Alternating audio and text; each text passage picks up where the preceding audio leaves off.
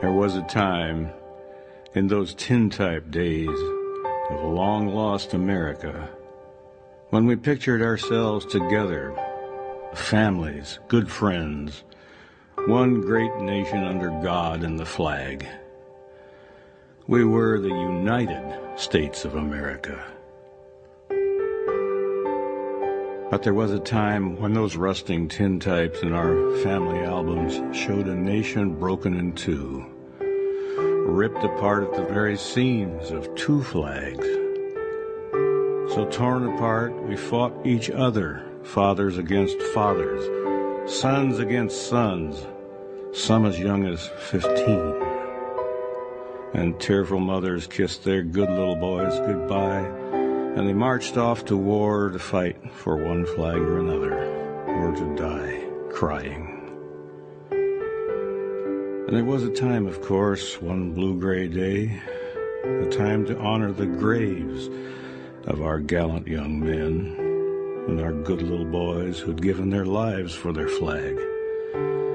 So there, at Gettysburg, came a tall, quiet man, a man with the truth of the prairies in his eyes and a deep sadness in his heart, to say a few kind words.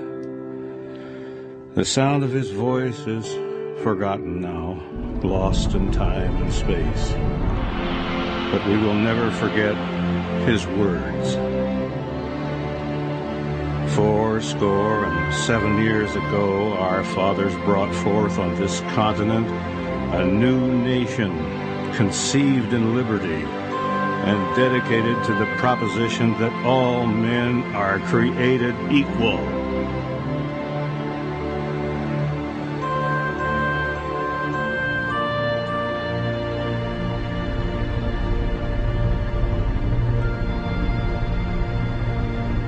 Abraham Lincoln, the 16th President of the United States, said this: "The world will little note nor long remember what we say here, but it can never forget what they did here." But we do remember what they did, Mr. President, and we will never, never forget you or your last few words. Your last few precious words. That from these honored dead we take increased devotion to that cause for which they gave the last full measure of devotion.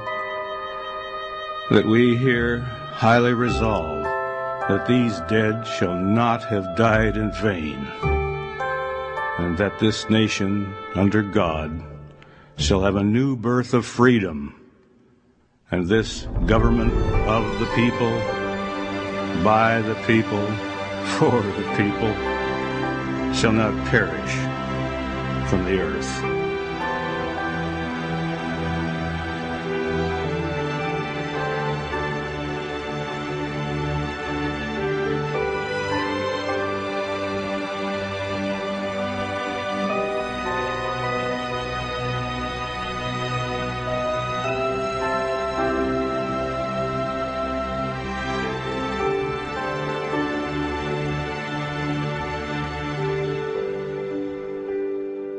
There was a time in those tin-type days of our great-great-grandfathers when the war between ourselves was over, when once again we called ourselves the United States of America.